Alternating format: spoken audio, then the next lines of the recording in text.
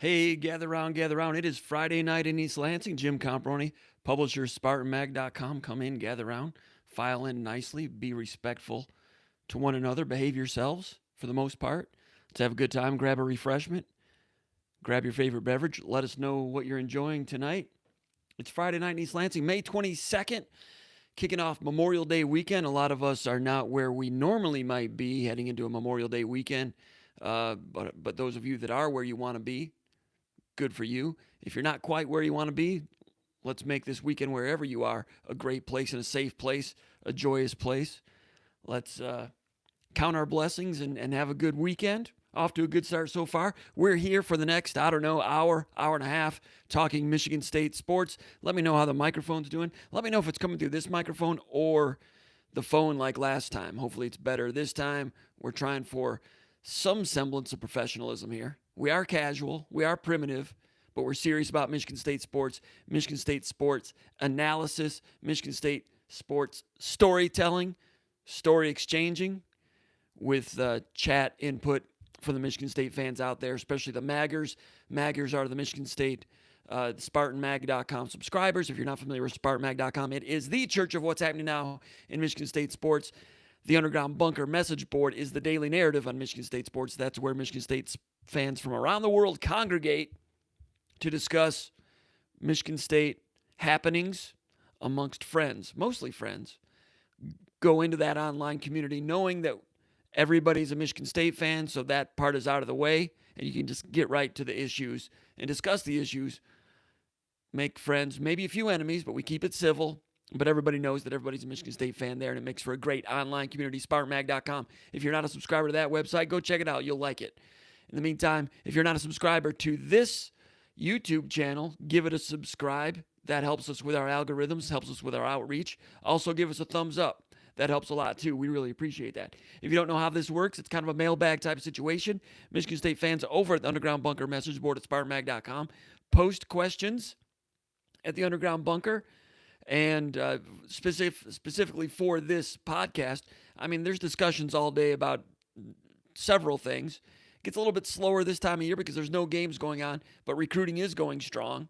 So a lot of recruiting information is going around, a lot of recruiting discussion, basketball roster discussion.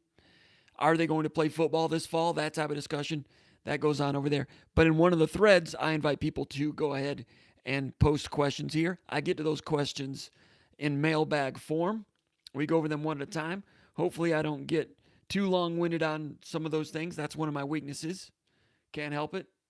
It's the way I am. But we'll do our best. We will go right to the questions right now. And in the meantime, we will take some questions in the chat area. Go check out the chat area, and we'll get some questions there. Last time, there was a lot of conversation amongst people. That was great. We'll get to that a little bit later. As a matter of fact, thanks for everybody for tuning in. Thanks for those joining in and making Spartan Mag Live successful. I don't know if you've seen our numbers, but we're up near 2,000 views a week on this. A lot of you are talking about you want us to do it more than once a week. We really should do that. Sunday might not be a great time to do it because it is a holiday. Monday's a holiday. Tuesday's tough because I got to do some family things on that day. Wednesday, maybe. I don't know. But I'd like to do it Monday, Wednesday, Friday if possible. That's the goal at some point. Also want to make some other improvements and make it even more fun. But most of all, couldn't do it without you people. Thanks for being a part of it. Let's go right to the mailbag. We'll check some news also. A little bit of news out there. Not a lot going on. But in some ways, there's not a lot going on. In other ways, there's little tremors every single day. To the mailbag, Hayden from Lake Odessa, Michigan says, with the new offer to the running back, who would be your top 3 list of running backs that you'd like to see at Michigan State? Let's see. We just had a question there pop up, and it looked like it was somewhat important. I better check that one. A little bit of feedback there. Okay. It was about converting it to a live stream to an audio file. Yeah, we're looking into that. Might do that. In some ways, we'd like to get everybody here to make this one as big as possible. But as far as the running backs go, and that is an interesting question, Michigan State, with a commitment from Davion Prim from Oak Park. He was the first commitment for this class of 2021. Michigan State looking for one more running back in this class, and they're in on some good ones, some 4-star recruits. And today, I saw this question, tried to do a little bit of research on these, and I started looking at more film. I've looked at film of all of them, but I wanted to look at more. And before you know it, here's the thing. When you start looking at film, you look at it again and again, then you call up someone else's film and look for comparisons. I was looking at Donovan Edwards, the number 2 player in the state of Michigan from West Bloomfield. I got his name right this week. Number 3 running back in the country.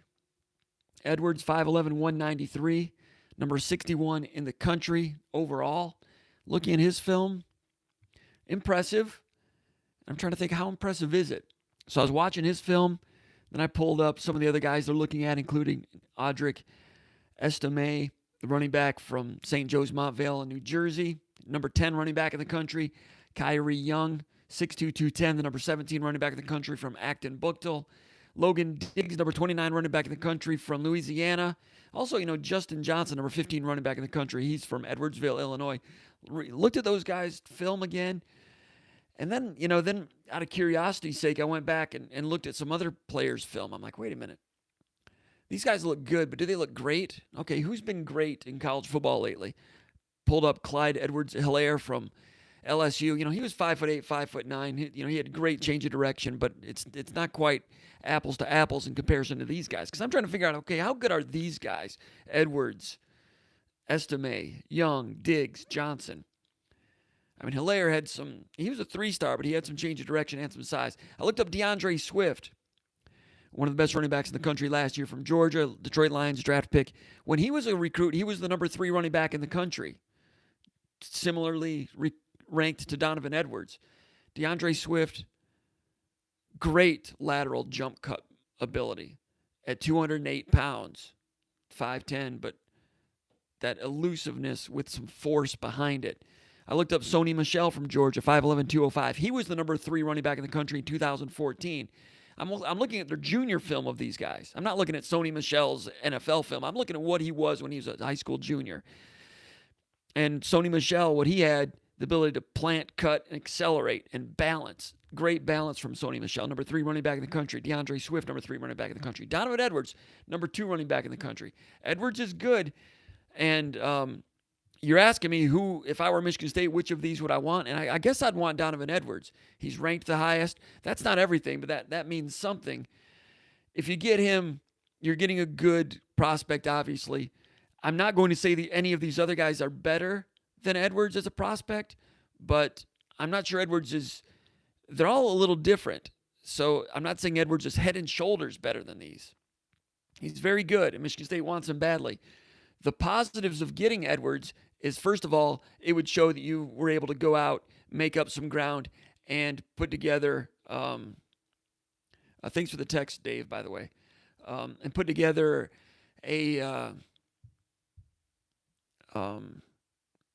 recruiting pitch to land a recruit who's ranked so high that seemed unattainable at one point. To go out as a recruiting juggernaut and make that happen would be great public relations for the program. To get him, it would be a great signal to the other recruits in the state of Michigan and in the Midwest. So even if Edwards does not turn out to be a better college player 4 years from now than Estime or Young or Diggs, there are still some positive residuals from just getting a recruiting victory like that. That's another reason why, if you're asking me if I'm Michigan State, which one would I want? I'd want Edwards. Edwards looks smooth as a ball carrier. The other thing about Edwards, he's 5'11", 193, pretty good size. Good speed. I was looking up some of his track times. His 4x100 relay team at West Bloomfield, I think the 4x200 relay team, made the state track and field championships last year. Came in 11th last year when he was a sophomore. Was not in the state 100 finals. I know he was a sophomore, so that's kind of young for that. Good speed, smooth running ability. You've probably seen his film. What's interesting about Edwards, he's an excellent pass receiver as a running back out of the backfield. They'll split him out as a wide receiver and go deep with him. You see him looking pretty smooth on a deep post route in his film. Had a game-winning touchdown reception as a wide out against Lake Orion, going into press coverage, getting into a kind of a cover 2 hole. And running a good route, good hands. Not a surprise that he's a good route runner and good receiver, good hands. His head coach, Ronald Bellamy, former wide receiver at the University of Michigan. So you can see some of that rubbing off on him as a receiver. That helps him be more versatile. And if he is a feature tailback, being able to motion him out and match him up on a linebacker could make him even more explosive in the college ranks. So all things being, no surprise here, Donovan Edwards is the guy that I would want. But what I'm seeing, it's not like a landslide. I'm not seeing a huge margin between him and some of these others. Some of these others are good. And if you go and look back at the 2016 rankings, 2017 rankings, look at the top 30 running backs in the country, you go down and you'll find someone who's ranked number 19 running back in the country who had like a borderline Heisman career. Happens all the time. And you'll see running backs in the top 5 that end up being first or second round draft choices and other guys that you never hear from again. He could be any of that. Any of these guys could be any of that. With Edwards, the elusiveness and cutting ability is good. Power is good. Vision seems to be good. That cutting ability, it's not next level like he has other positives. But when you look at Sony Michel, DeAndre Swift, their cutting ability, the jump cut, plant with one foot, and change direction with some great torque. Maybe he'll show that as a senior. He's good. He's good. No question about it. I don't mean to disparage his ability at all. But the question is, which running back would I want to have if I'm Michigan State? It might sound like a dumb question. As highly ranked as Edwards is, ranked as high as any running back in the state of Michigan, probably since what? Since the kid that went to Ohio State from Cass Tech. He's good. He's good. But go back and look at Donovan Edwards' film, and then I was looking at comparisons. I looked at Sony Michel and DeAndre Swift and Hilaire. I looked at J.K. Dobbins, different type of running back. I looked at all these other guys. I went back and looked at Elijah Collins, who went to Michigan State. Look at Elijah Collins' senior film and look at Donovan Edwards' film. And they're kind of similar. Kind of smooth to accelerate, breakaway speed in the state of Michigan. Maybe not like ultra-fast flyer like a J.K. Dobbins, but good speed. Langford ended up being the fastest running back at the NFL Combine when he came out of Michigan State. Thanks, Brian. Mike Weber. Out of Cass Tech. Langford, when he was in high school, if he showed that speed, I didn't notice it. He was kind of all over the map as a high school player and became the fastest running back in the country. We didn't even realize it at the time. Edwards, he reminds me of Eli Collins. I went back and looked at film of Kelly Baraka going all the way back. Kelly Baraka, similar size, 6 feet 180. Kelly Baraka was fast, state champion sprinter. As a junior, beat Charles Rogers and Stu Schweigert, I think, in the state finals in the 100 meters. Kelly Baraka, 6 feet 180. Upright slasher like Edwards. I think Baraka's faster. So that's kind of where I think Edwards is. I'll have to watch more, I guess, to see what it's all about. But look at Eli Collins' high school film and tell me what you think. Cutting ability, acceleration, and good. And compare it to Edwards. I might be all wrong on this. Maybe he is, the next DeAndre Swift, and he could be, especially in a program where he gets good blocking and good balance and a good defense that pins people deep and winning games and so forth. He could really shine out. But running backs, I've always said, man, a lot of them look good in a lot of ways. They don't all look identical, but it's splitting hairs with some of these guys. Audric Estime, kid from New Jersey, number 10 running back in the country, 5'11", 210. 210, good size, good balance. Cutting ability is okay. Good, not great. Better power than Donovan Edwards. The kid from New Jersey is a little bit more like a Le'Veon Bell style of running back. And I'm not saying he's that great. None of us knew Le'Veon Bell was going to be that great. Go back and look at his film. It's really hard to see greatness on his film. And that's the reason why Le'Veon Bell was not highly recruited.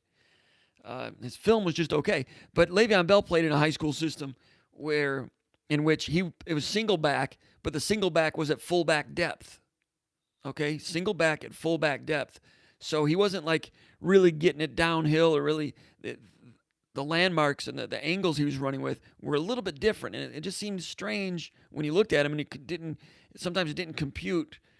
Why doesn't he look great? Well, his takeoff was different. He's running from fullback depth. And even the Michigan State coaches didn't know he was going to be that great either. But Estime is more of that style runner. Kyrie Young, the kid out of Akron Buchtel, 4-star, number 17 running back in the country, size. He's the biggest back of this bunch, 6'2", 210. Michigan State's already got a big back, Davion Prim. Prim, Let me look up his size. Some of you already know it off the top of your head, I'm sure. I looked at Prim's film again. 6 foot 200. Kind of plays bigger than that, but Kyrie Young is 6'2", 210. And Michigan State, is Prim a big back? When I look up that film, maybe he's not as big as I thought. Does Michigan State want two bigger type backs, or do they want one to be a home run type of guy? Kyrie Young has, for a big guy, I think he's got better jump cut ability than Edwards, especially for a big man, good jump cut ability. Good speed, not great speed. He does not have all the gears. If he did at 6'2", 210, he'd be the number one player in the country probably, right? But Kyrie Young with that size gets around pretty good. Different type of back. Logan Diggs out of Louisiana, 6 foot 191, number 29 running back in the country. Jump cut is pretty good, not great. Good hands on the wheel route and pass protection. Those things look pretty good. The guy that impresses me is Justin Johnson from Edwardsville, Illinois. 5'11", 191, number 15 running back in the country. Edwardsville, Illinois. He has the best cutting ability out of all these guys, in my opinion. Had a really great catch on a deep wheel route in the end zone as a receiver. I'm not saying he's better than these guys, but if you look at his film and you jostled him up and shuffled him up and told me that Johnson was the highest ranked of the group, it wouldn't shock me. In the right situation, how much will do they have? What kind of heart do each of these guys have? I don't know. I'm sure some of them have great heart. Do they stay healthy? All those things. What kind of commitment do they have? Those are the things that'll determine what kind of careers these guys have. I can't say here definitively, this guy's the guy you want. Forget about these others. I'm not going to appear and lie like that. That might make for better radio, but I can't go that route. But anyway, I wasn't planning to spend 10 minutes talking about that, but that was the first question I fielded today when going over the mailbag. Before I knew it, I'd watched an hour of film. And that's the way this is. When you try to do some homework on some of these questions, or you try to have some insight or an attempt at insight on some of these guys as recruits and prospects, you can burn through a lot of time really quickly. I only looked at 7 or 8 guys, and it ends up being a rabbit hole. Then you go back. I went back and looked at Edwards like 3 times to compare it to people, then back to Edwards again, then back to Edwards again. Looks good, and that would be a great recruiting coup if Michigan State were to get him. But if Michigan State gets him, or whoever gets him, give him some space. Don't expect him to be the next Billy Sims overnight. For those of you that are about my age, it's not going to be Bo Jackson overnight. Give him some space, whatever school he chooses. But let's move on to question number 2. Spartan MD from West Bloomfield says, all right, he wants to go basketball. Can you comment on the possible roster for basketball? Any news on Montreal guard Kareem Mane? No, nothing new there. Will Aaron Henry, Xavier Tillman, Joshua Langford be on the roster? Tom Izzo would like to know that as well. I put a call in to try to get an interview with Izzo today. I put the call in on Thursday. Haven't quite squared it up. I called him cold a couple of weeks ago on something. I didn't want to call him cold again. A lot of people have been bothering him for interviews, and he's been very gracious for his interviews. But this time I tried to go through Michigan State, through the proper public relations, sports information channels to set up an interview. I just had a couple questions, some follow-up stuff. Nothing great, no big, huge, sit down 2-hour Q&A, nothing like that. Just I just had a couple questions similar to what you're asking about, some follow-ups. Graham Couch had a really good article about Tillman and Joshua Langford, mostly Langford, early in the week. Graham did a good job with that, and I wanted to do a little follow-up on that. Langford telling Izzo and Izzo relaying to Couch in the Lansing State Journal that Langford would like to come back and play next year. The news out of that, in my opinion, was the quote in which Izzo said, he wants to come back, and I feel that I owe that to him. Izzo said, I feel I owe that to him. So I had hypothesized that possibly if Michigan State got Kareem Mane and then Tillman came back and Henry came back, there wouldn't be room for Langford, I thought. I thought that they might have to wait till later to make that decision. And who knows, maybe that's the way Graham posed the question. Graham's a very good reporter. Or maybe he had another angle that I haven't thought of. At any rate, he got a great quote out of Izzo, which was he feels he owes it to Langford. So they will make room for Langford one way or another. So how can they do that if Langford comes back? You've got 2 recruits coming in and basically 2 seniors left. Do they have room for Mane? Well, if Mane comes to Michigan State, the next question would be, would Foster Loyer want to stay? Foster Loyer's a program guy. He loves being part of the program, loves being coached hard by Izzo and all that. But if you have Rocket Watts, A.J. Hoggard, and Kareem Mane maybe for only 1 year, do you have a sit down with Loyer and you tell him, frankly, I don't know, maybe that's where they figure some scholarship attrition could occur. That's just speculation on my part. But here's the thing. If I had talked to Izzo, he might have told me off the record a couple of things, and then I might not be able to level with you on those things. So the good news is I've not talked to him, so I can hypothesize. So anyway, Mane, I've not heard anything about that, but it's looking stronger and stronger. Like, if he chooses basketball, Michigan State will be that destination. Question is he going pro or college? That's been the question for a long time. As many of you know, the deadline was supposed to be June 3rd. That's been postponed indefinitely until the NBA decides when they're going to hold their draft and when they're going to hold their lottery. In the meantime, is there a chance he can make a decision before that? We don't know. We've been over this several times in recent weeks. No movement on that. No movement on Tillman either. Still 50-50. Aaron Henry, I came back a week or two ago saying that I do know that one of his close confidants is telling him to come back to college. So whether all of them are telling them that, I'm not sure. He's kind of has a little bit of Cody White in him where he thinks he can go do it and he wants to prove it and he's very confident. In my opinion, he needs to be more self-aware than that and realize he needs to come back and demonstrate that he can be a consistent shooter. Otherwise, he may have to prove he can do that in Des Moines or Austin, somewhere in the G League. I'm not sure that'd be better this coming year. That being said, the other X factor is coming back to college. We don't know what that means. What are you coming back to? Are students going to be allowed on campus? It means more now than it did 2 weeks ago. 2 weeks ago, we didn't know if any students were going to be on campus. Around the country, more and more universities are talking about the plan. Their plan is to have students on campus. More and more athletic directors, conference commissioners talking in terms of their plans for intercollegiate athletics in the fall. The first steps being student athletes back on campus in June for a lot of colleges. We'll get more back to that in a minute. Spartan MD also wants to know any other superpowers that I have in addition to my super smell. Yeah, my scary sense of smell. It's a curse. It's nice this time of year, though, with all the flowers and trees blossoming.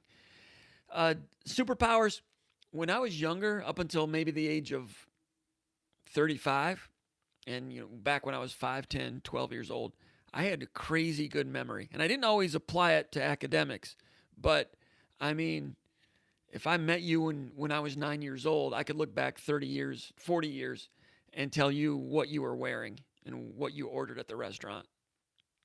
I scare people with that. But I can't tell you much about last week.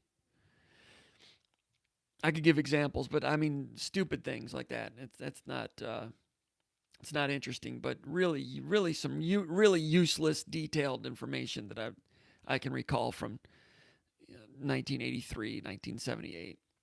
Whatever. All right, he says, in my opinion, you need someone like Jamie on the Joe Rogan Experience working the computer so that I can do more talking with less dead air. I agree with that. I could use someone like that. He says, any plans for guests like Rico, Paul, Corey, Dorsey, or coaches? We've got some ideas to utilize Zoom in that way, and that was floated on the Underground Bunker message board to get a group Zoom together with a bigger panel. Can't have too many because the thing, it'd go by too fast and it'd be hard to share the floor, but maybe rotating guests. Yes, we're looking into that. Some great feedback from some potential guests, some of those people you mentioned, and also great feedback from the Maggers, people that would like to see something like that. So we've talked about that. We've talked about maybe doing some other things, and I mentioned this to someone who's involved with an alumni club in Florida. Would like to do some other Zooms. We'll talk about that later. All right, Spefton from East Lansing says, thanks, Comp, for doing this. We always look forward to these sessions. Thanks a lot. In the meantime, I'm going to send out a tweet to invite people to let them know that this madness is going on. That'll go out right now. Spefton from East Lansing says, I assume Michigan State is planning various scenarios to at least try to open the school and the football program this fall. True. Some schools like Ohio State and Notre Dame seem ahead in this game. Is Michigan State being proactive at all? I haven't heard anything concrete from the leadership or the athletic director on this. That's from Spefton in East Lansing. Great point. I posted a transcript of Barry Alvarez and his guest appearance on the Rick Neuheisel, Chris Childers Full Ride show on Sirius. And Barry Alvarez was interesting. He says he's in no hurry to get people back on campus. Neuheisel was of the same thinking he'd rather kill time and get closer and closer to July without setbacks rather than getting on campus earlier.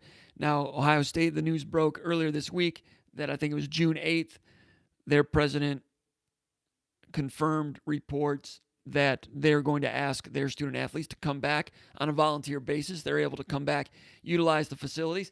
That'll lead to the football team doing, optional off-season workouts as have been done in past years. So they're going after it.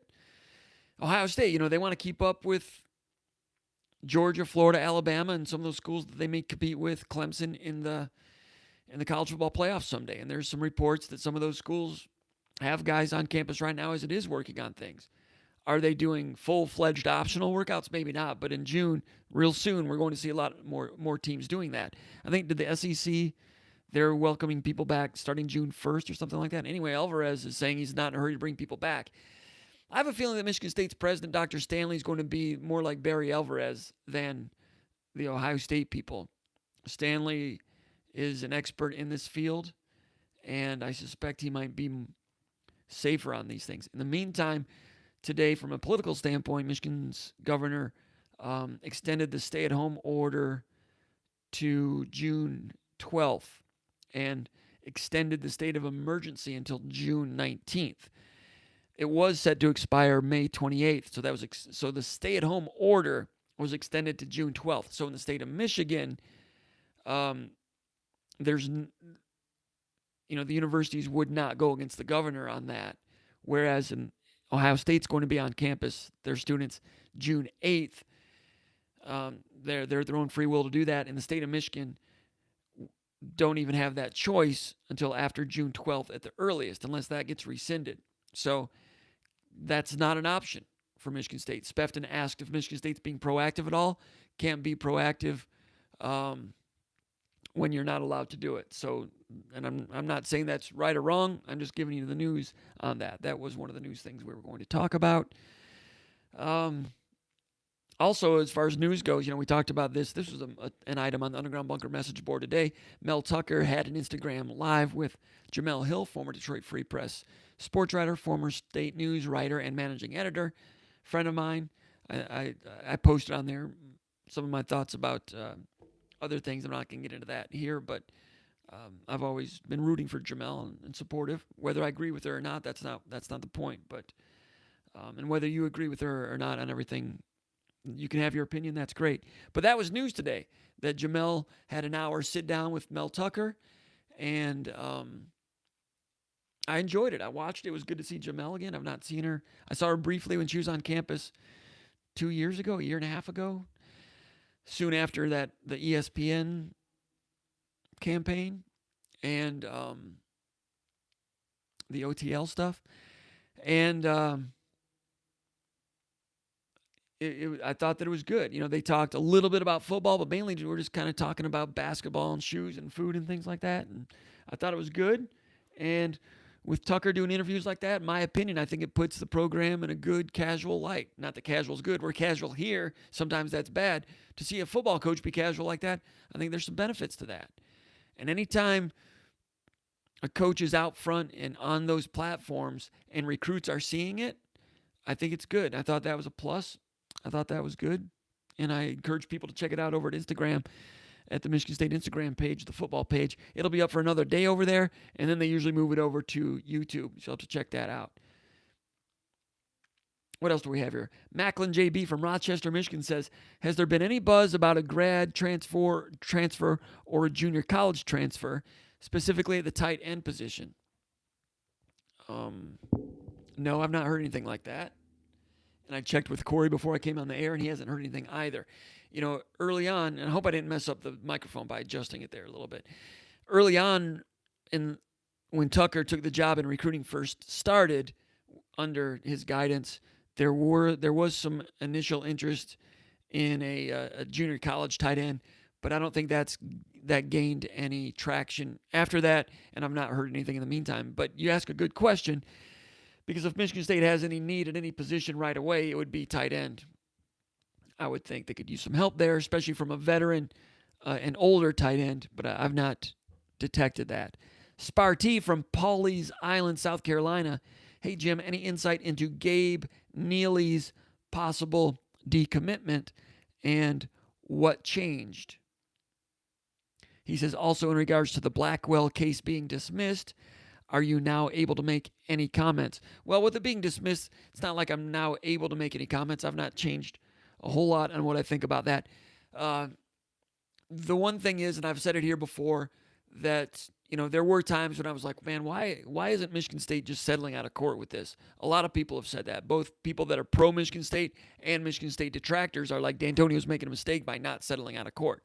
Well, now we can see, now that Blackwell has pretty much played all of his cards, we can see that D'Antonio knew what his cards were.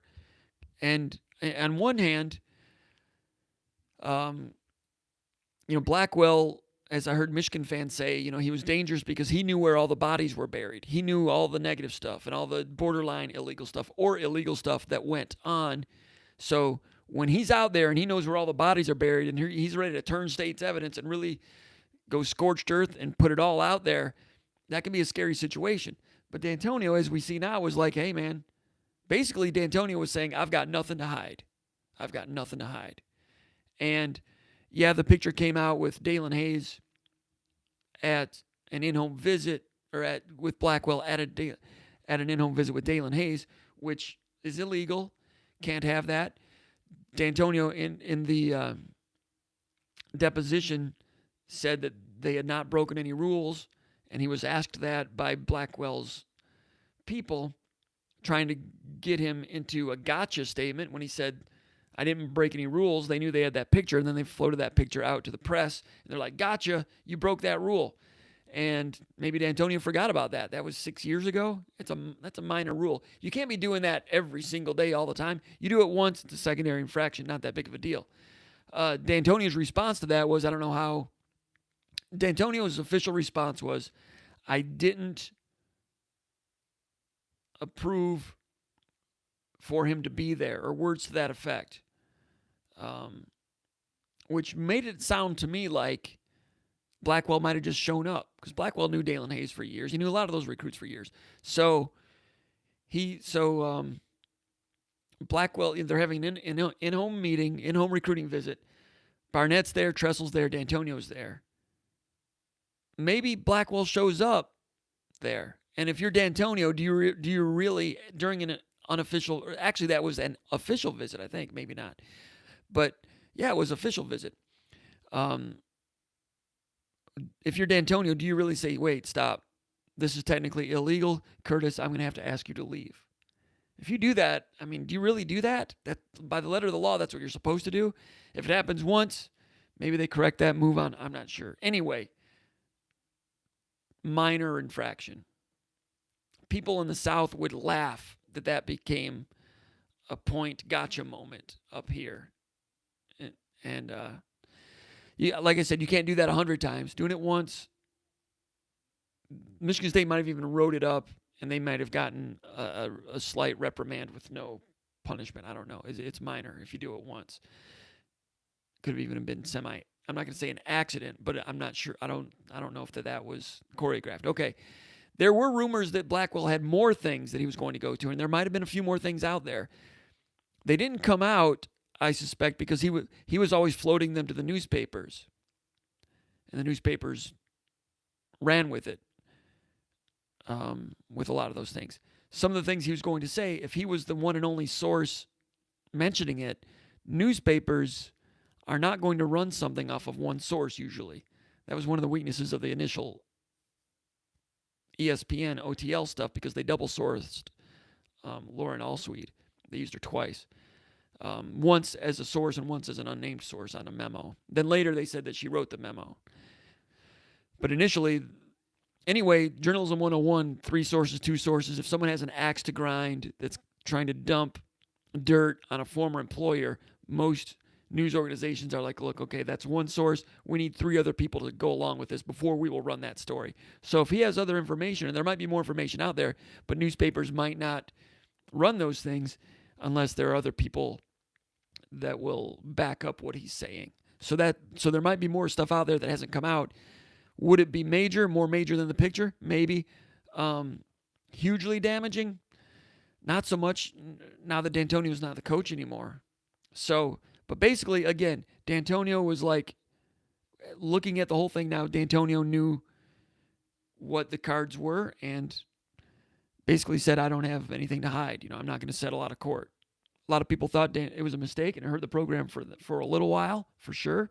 But as it stands now, I don't have any new comments on it, but I think D'Antonio made the right decision. You guys can tell me what you think. Would he have been smarter to just settle and pay Blackwell a ton of money and none of that stuff came out? I don't know. You tell me what you think. Speaking of which, let's go over to the chat area. And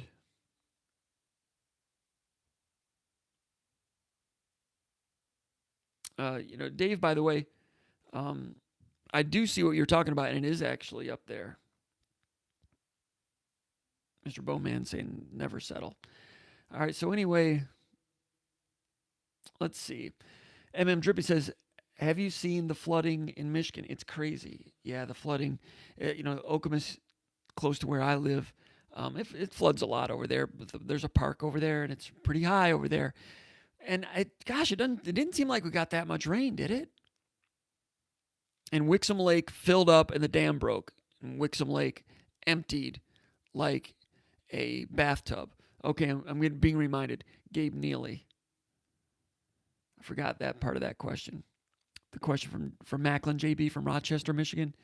Gabe Neely. Gabe Neely's the Michigan State commitment, 6'4", 180 out of Miami. A guy I really like his ability, his ability to break on the ball, his W cuts. Committed to Michigan State, but he's looking basically like a decommitment right now. He's been retweeting a lot of edits from other schools. I think he's taken down some of his Michigan State stuff. We're getting a lot of indications that one is not really behaving. Not that he's disbehaving, but that whole situation is not behaving like a committed recruit.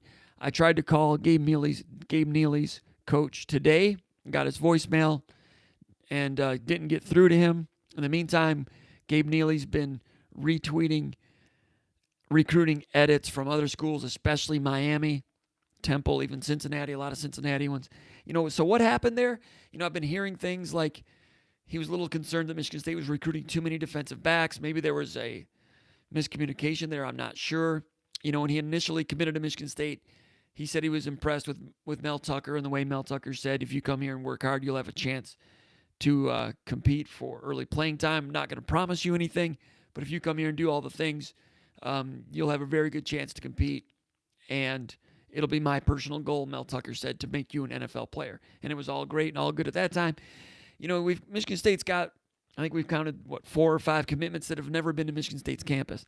And when that happens, if things open back up in the fall and there are visits allowed elsewhere, I think you can anticipate some of those recruits are going to want to visit other places.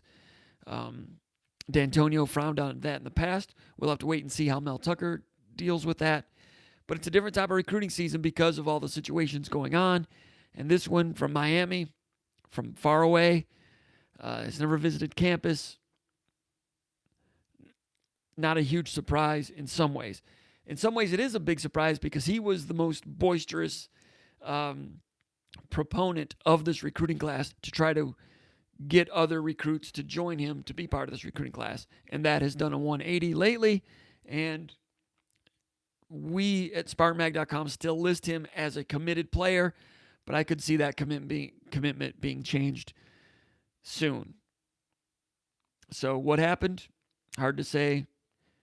Miscommunication on how many defensive backs Michigan State was going to sign. Not sure.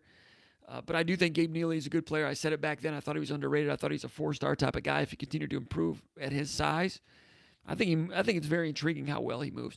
And he posted some video of himself doing some workouts this week. And again, I mean, the guy can go for a little dude. I mean, for a tall dude. So anyway, that's I had to finish that one up. Let's go back to the chat area. The flooding in Michigan. In Midland, Wixom Lake, a man-made lake, a couple of dams there between Sanford and what are the other towns up there? Meridian, is that a town? I know Sanford Meridian's the high school there. But good walleye through there also in that river that goes into Sanford Lake. Very good friend of mine has a cottage on Wixom Lake. And he was, because that lake was getting higher and higher. Again, it rained, but gosh, I mean, I'm concerned what would happen if it actually did rain hard. Yeah, it rained hard for a short period of time. Maybe I'm wrong. Maybe it was more than I think. But I remember like 1987 when I was a sophomore at Michigan State, there was one day, some of you that are my age might remember this, there was one day where it rained every single day for like 28 straight days. At least a little bit every day. That's the way I remember it anyway. I was thinking about building an ark. But I was in Holden Hall at the time, and someone threw that stat out at one point. It's rained 28 straight days. I didn't factually look that up, but that's what I remember being the case. Anyway, I mean, what if we really did get a ton of rain? I mean, what kind of problems would we have? I don't know. So Wixom Lake was filling up because of a lot of rain in a short amount of time. And the dam, which I've heard, my friend that has a house there, a cottage there, it was supposed to be looked into and repaired, and it would just kind of kick the can down the road. I think it was private ownership on that thing. And the dam broke. And he'd gone up there. He lives in the Detroit area. He had gone up there to check out his property because he heard that lake was, the water level was rising, and he was getting a little nervous because it was coming up toward his property. And then the dam broke, and he said that thing emptied like a bathtub, in like 7 feet in an hour. Before long, the entire lake is just dirt now. It's just a big mud pit. You can go online and look at it. It's amazing. I don't know.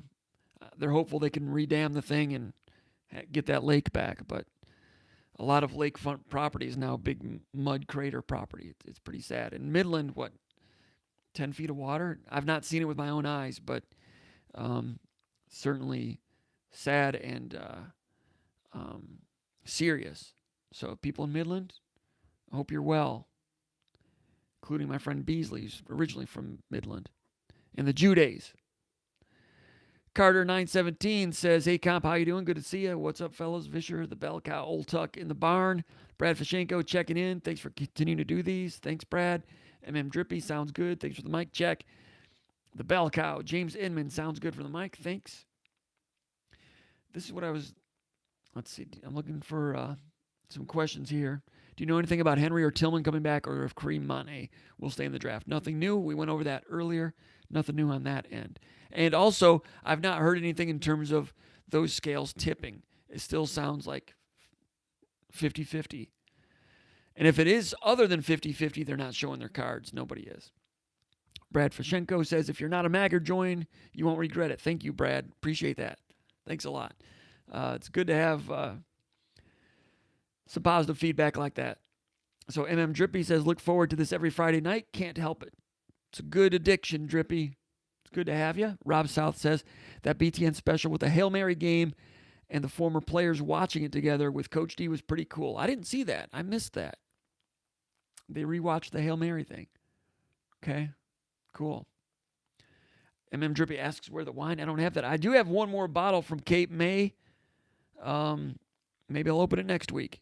Finished the one last week. The wife liked it. I liked it. I would say it was jammy. You ever heard that word described for wines? Jammy. Red Zinfandels are usually jammy, right?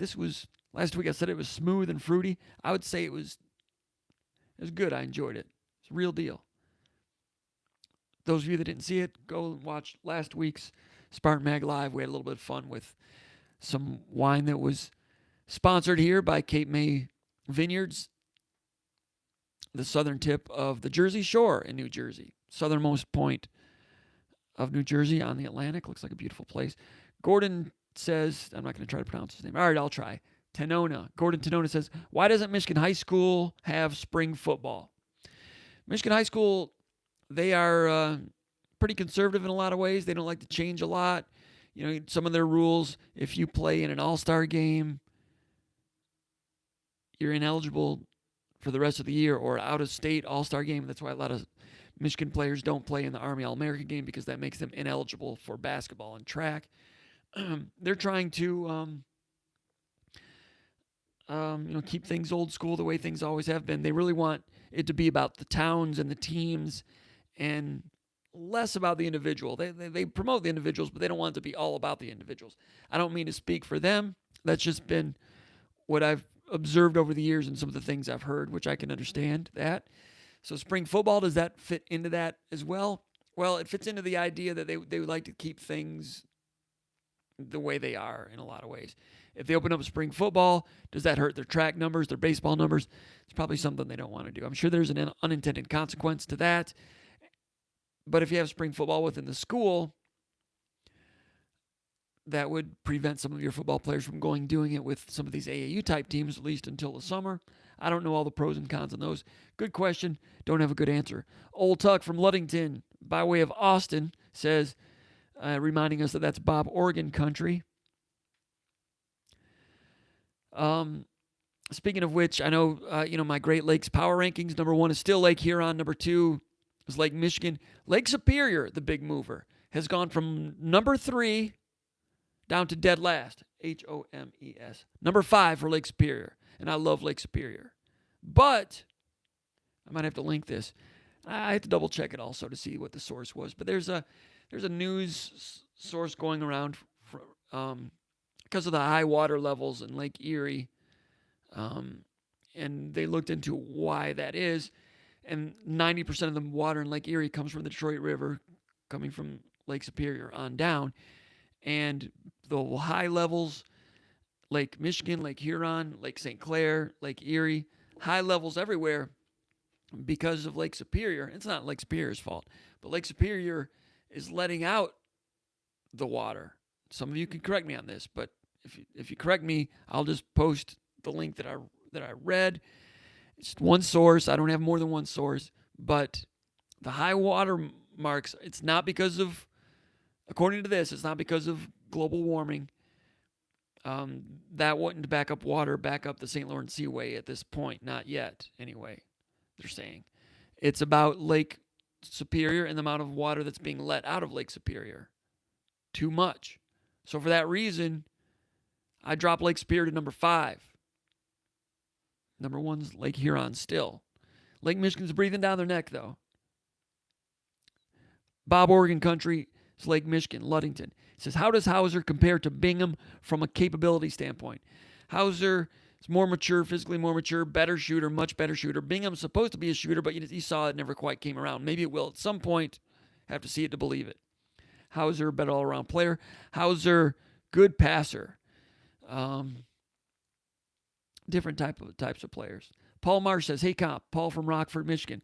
I'm evaluating your Great Lakes power rankings in Oscoda. Close call with Huron and Lake Michigan. I didn't even see that coming up. I don't know if I saw it.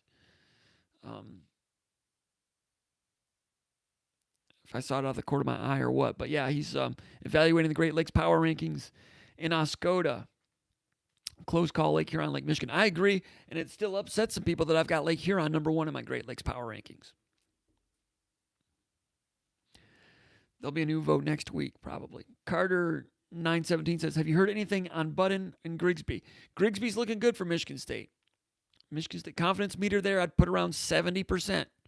Budden, I'd put confidence meter 56%. So, not hearing anything definitively. Well, hearing a little bit more about Grigsby. Hearing some good things. Most of it's positive. Those guys are quality recruits for sure. You can look them up at SpartanMag.com if you're not familiar with who they are. probably bad radio. I should probably tell you who they are, but we got to move on. From Mile High, Colorado, Golden, Colorado. The guy's name is Mile High. He's posts over the Underground Bunker message board at SpartanMag.com from Golden, Colorado, the home of Coors, if I'm not mistaken. Correct? Hey, Jim, thanks for all you do. Hope everyone remains healthy and safe in your family. Thanks for all you do. Thank you. And thanks for coming in and joining us, sharing your Friday with us, Friday night. Any new rumblings in hoops recruiting regarding Jaden Akins, Kobe Buffkin, Max Christie?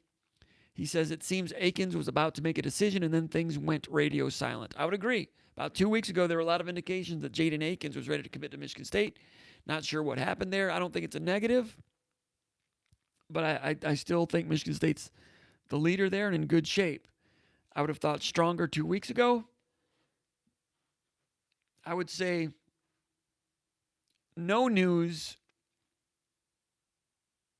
since then. It's probably not good news, but I'm not going to say sound the alarms. I'm not going to say it's a Wilson Chandler situation. He's getting away, but a lot of people like him. Michigan State likes him. Michigan State likes Buffkin also. LSU offered Buffkin. Michigan offered Buffkin about 3 weeks ago. Michigan State likes Buffkin. They like him as a player, so we'll have to wait and see on that one. Max Christie, Michigan State likes him. Everybody likes him. Duke likes him. And like I said a couple weeks ago, if Michigan State were to get Max Christie, he would be their highest-ranked perimeter recruit since Shannon Brown, a long time ago. So things have looked good for Christie. We'll have to wait and see how that one all unravels. I know that Michigan State themselves feel really good about Christie, but once upon a time they felt really good about Vernon Carey and Josh Jackson as well. So when they feel good about someone, that doesn't always mean they're going to get him, but they feel good about Christie for what that's worth. Question number 7 from Michigan State University. No, wrong guy. This is Michigan State Pat from Atlanta. He says, do you see Izzo starting to take a little more of the recruiting approach that Mel Tucker has brought to the football program? He says, I feel Mel is ahead of the curve, and while Tom does well in recruiting, it couldn't hurt. I agree. I think that it wouldn't hurt if Izzo took more of a Tucker approach, especially with social media. Now, Izzo's never going to get on Twitter, you know that. Could he do some Instagram interviews? That's not going to be his bag, I wouldn't think. But would he do more of the, some Zoom opportunities with people? Various people that would draw some attention. Maybe. I don't know if Izzo would be the one that could. I'm going to rewind here. Izzo's not the guy that's going to go on social media and be like Mel Tucker. What Michigan State basketball can do and should do is borrow some of those things that Michigan State football is doing with their social media edits and their graphics and the connections that Michigan State football is making, the branding on social media with recruits. I think Michigan State could stand to do that better with basketball recruits, and they could get something out of it. Would that help? It might help with some people here and there. The basketball program is recruiting such a smaller number of players. Those things, would that help, or does that get tiresome? I don't know. With football, it's a broader number, so you're trying to make a greater number of people feel special individually. Maybe that stuff works better for football. I don't know. But I do think that basketball is behind Michigan State football in that particular coat of paint. He says, also, are there any updates on Amani Bates? No, not since last week. I went over that last week. I still know, and that's another thing I wanted to ask about a little bit, because I don't understand all the particulars. I do know that Michigan State's coaches, from what I've heard, think that Bates, it's less likely to happen now with the G League rules. And I know that the caveat to that is, well, what if he reclassifies and he's a senior at this time next year? He's 17, too young to go to the G League. Would he still be up for college? That scenario makes sense to me. That's why the information that I got didn't make sense, and I didn't get a chance to really give a follow-up question on that from some sources. Question number 8 from Depend says, Comp, these Friday night SpartanMag live sessions are really growing in popularity based upon the questions asked of you each week. I agree. You're not going to be able to get through them all. That's true. Is there any way we can assure our questions will be asked and answered by you as the number of participants and questions increase? That's a good point. Why don't you, okay, why don't you do what other popular streaming services do and put a tip jar on your site? We've talked a little bit about that. All right, you're giving 1 or 2 hours of your Friday night. You should, whatever. Um, your viewers would now have the ability to prioritize their questions. When he's talking about when I go through, I'll go back to the chat area right now. Last week, I love for you guys to chat amongst yourselves and just to say things, but sometimes it's hard for me to find the questions. And I do have some dead air there sometimes. And the tip jar thing is, that's what, they don't call it a tip jar, but there's a way that you can highlight a question here. It's called super stickers or super chat. Super chat is what it's called.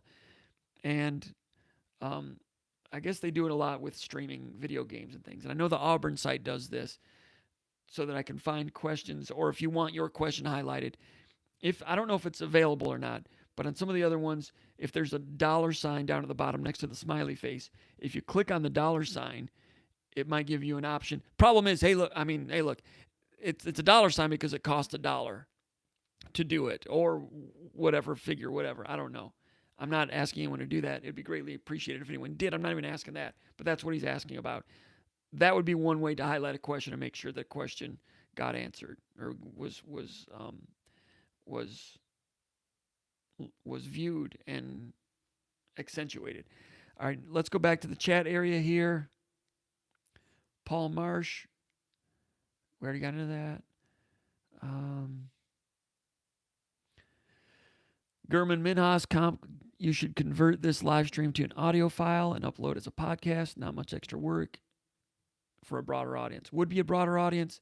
For right now, we're trying to get everything on YouTube for right now for a few reasons. Old Tuck says, is this Luke Fulton a millennial version of Hugh D'Imperio? That's Old Tuck with one of his smart aleck questions. That's a good one this time. Hugh D'Imperio. Where was he from? New Jersey? Luke Fulton.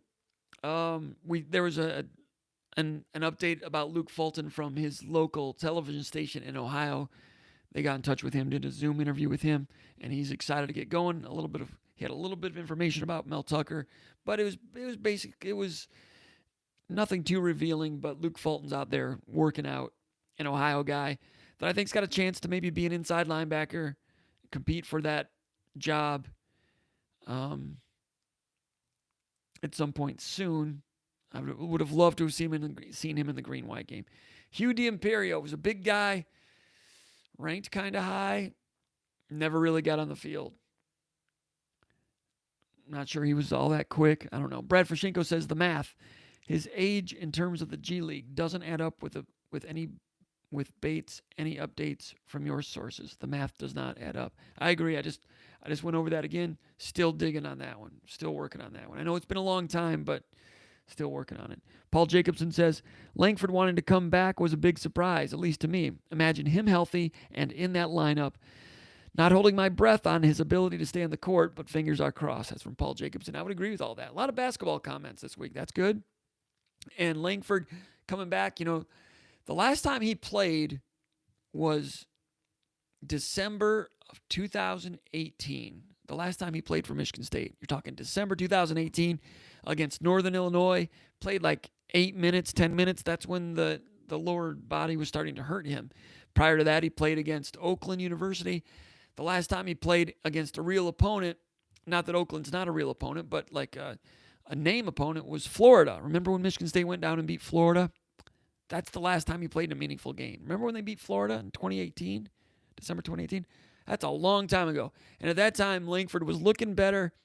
He had some good moments early in his career, but remember his freshman year, he was bothered by lower body situations, hamstring or something, was never able to get his stride right. Remember, he kind of like was doing a goose step up and down the court. Eventually became more healthy, had some good moments as a sophomore, and then we only saw 10 or 12 games of him as a junior. So when we say it'd be nice to see him get back to what he was at his best was only for a short period of time. That being said, we never knew exactly what he might have been. Does he have the ability to get back fully healthy and march toward that high ceiling of potential? Boy, I don't know.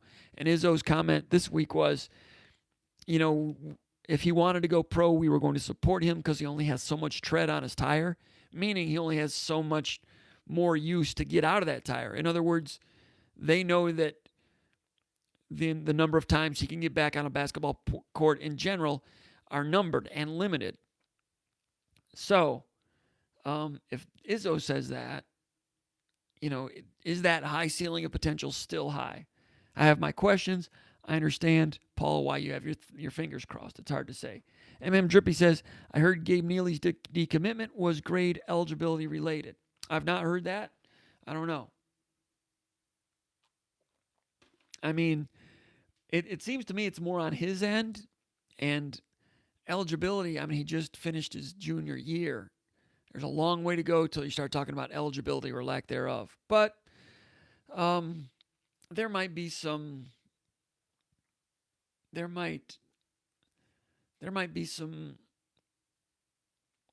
maturity questions there, which is, it's not saying anything wrong about anybody. I was certainly immature when I was a high school junior, that's for sure. But, he reacts swiftly. All right, Old Tuck says, what do you make of Bang Stick's new title, co-defensive coordinator and assistant coach? That was released on one of those edits, one of those graphics.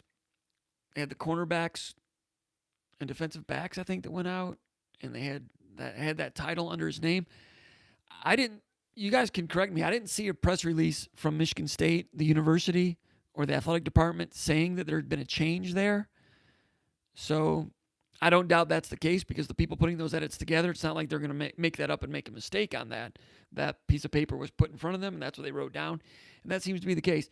Doesn't surprise me because he's certainly qualified to be assistant head coach and co-defensive coordinator.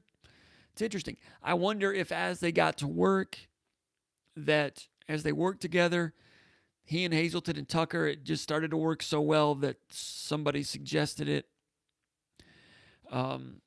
And they went along with it. That's my guess. I have not heard anything specific, but what do I make of it? Barnett is certainly qualified to be that rank. And from everything I've heard, Scotty Hazelton is a group guy, a listen guy, and the type that would throw his arms around a situation like that.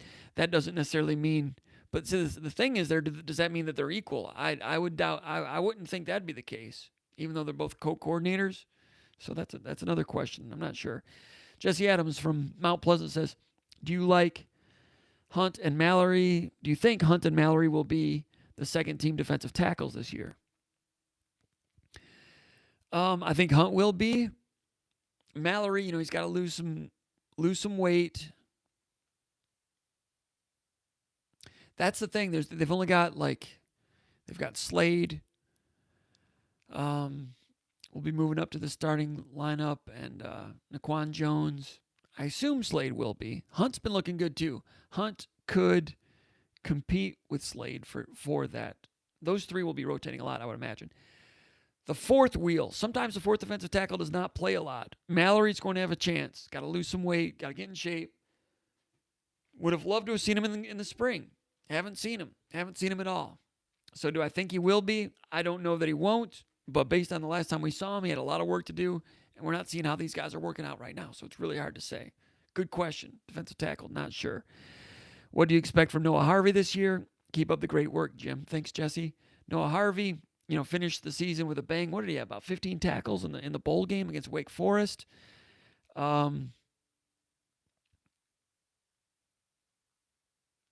Harvey, runs well, good tackler. I think he's going to be the middle linebacker.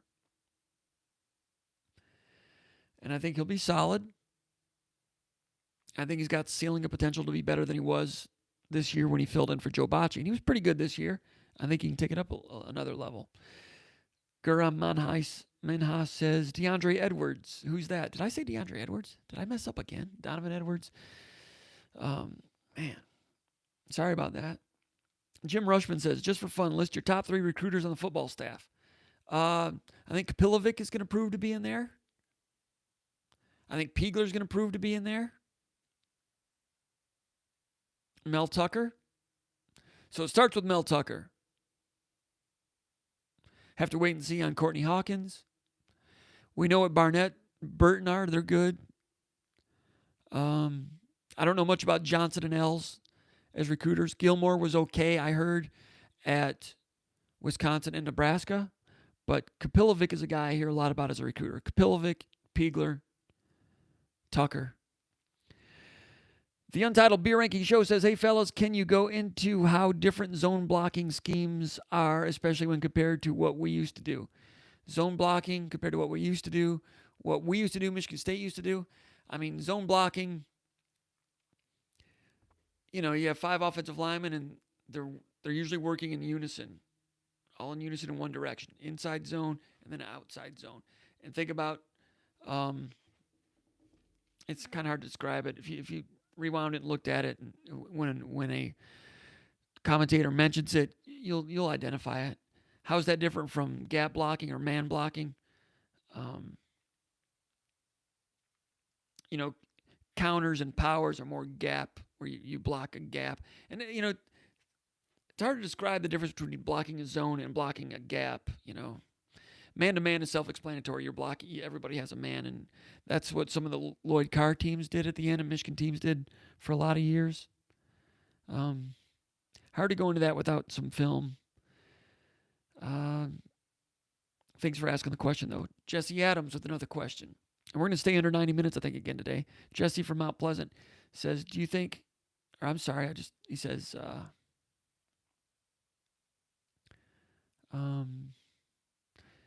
Depend here is the guy that posted over the Underground Bunker before about the tip jar, and he says it's not available. So maybe that $ is not available here. Let me know if there's a $ available. If there's a $ like a logo, like an image at the bottom of the chat area. I'd just like to know. It shows up on mine, but I don't know if it's on yours or not. Jesse says, sorry, I didn't mean to ask those same questions twice. It didn't show up the first time. Drippy says, Prim runs like Kerryon Johnson. Kerryon Johnson, it's funny you should mention that. That was another guy I was going to look up his film. Thanks, Rob. It's on there. Thanks. That little $ thing is on there. Maybe it's not there for Depend. I don't know. Kerryon Johnson was another guy that I was going to look up to see if to see what his film looked like. I mean, he put together a lot of great seasons at Auburn, and he's looked good for the Detroit Lions when he's been healthy. I was curious to go back to look what he looked like as a high school junior to maybe compare him to some of these other guys. And I didn't get to it because I ran out of time because I already burned an hour. But it's interesting you should mention Kerryon Johnson because I was going to look at him. Now let's see. Go back to the mailbag. Henke from South Lyon says, what are the odds that there it is, Detroit Spartan. Just put it in there. It does work. Thanks a lot. And that's $1.99 in the tip jar. I appreciate that. Thanks a lot, Detroit Spartan. The first person ever to tip here at the SpartanMag.com. Spartan Mag Live. I'll have to get a bell or something. I should do shots for every tip I got. That'd be a problem. I told you last week I'm not a lightweight. And I'm not a featherweight. I'm a flyweight. I used to be pretty good at it, but not anymore. Henke from South Lyon, what are the odds that the football schedule is only the conference games? And he says this would be optimal for growth and win-loss this year. I disagree with that. Optimal for wins and losses with only conference games? I mean, if they only play conference games, I mean, usually you can have a team go 3-6 in the conference season and still make a bowl game. It happens. Or 4-5, like Michigan State's done a few times. If you take away a couple of those non-conference games, you'll have solid football teams going 4-5 or 3-6. So I disagree with you that this would be optimal for the win-loss record to only play conference games for obvious reasons. And you'll see a lot of mediocre records if it's just conference games. I think it would be exciting. What I'm saying is If they do only conference games, does that mean they're only playing 9 games? Or do they expand it and everybody plays 12 conference games? Now, that would be interesting. If everybody's playing everybody in the Big Ten except one, you're playing 12 Big Ten games? That'd get physical. That'd be interesting. And the Big Ten network inventory would actually, boom, go up. Because right now, Big Ten network shows X number of games. Well, actually, they might have fewer. I don't know. No, they'd end up with more games. For instance, when Indiana plays against Ball State, they show that on the Big Ten network. So if Indiana's playing Wisconsin, theoretically, you have fewer games, but every single game's a conference game. I think it'd all turn out to be more inventory for Big Ten network, and they might make more money that way.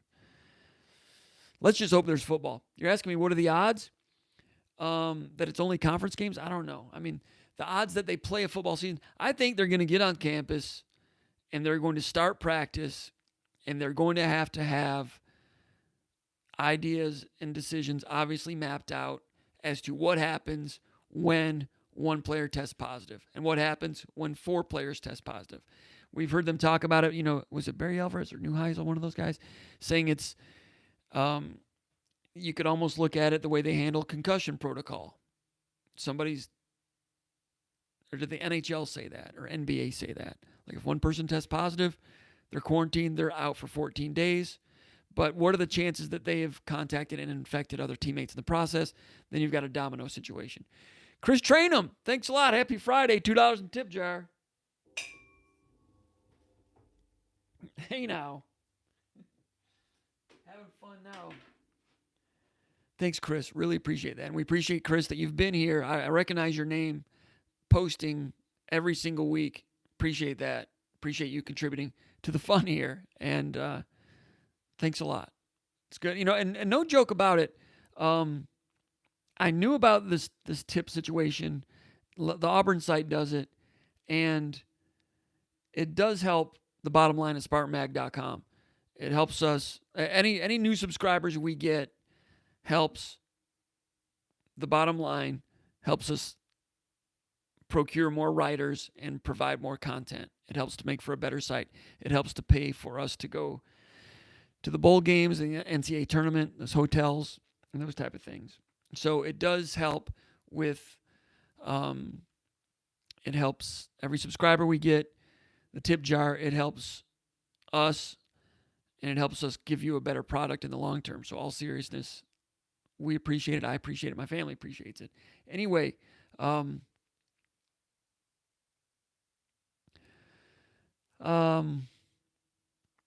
was I talking about?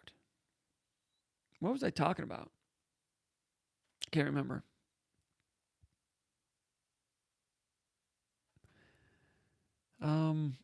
So they've got to make, as far as the COVID-19 thing, they obviously have to have a plan in place that if someone tests positive, what do we do?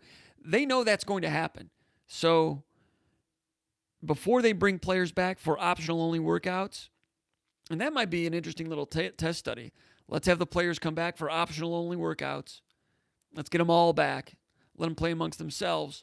And then test them, see what happens. And if they go 3 weeks of optional workouts and nobody tests positive, that gives them some information. If one person tests positive, that gives them some information. If half the team tests positive, that gives them some information. And they'll share that information with other teams around the country. I mean, it'll go public. I mean, they won't want to try to keep it quiet, I don't think.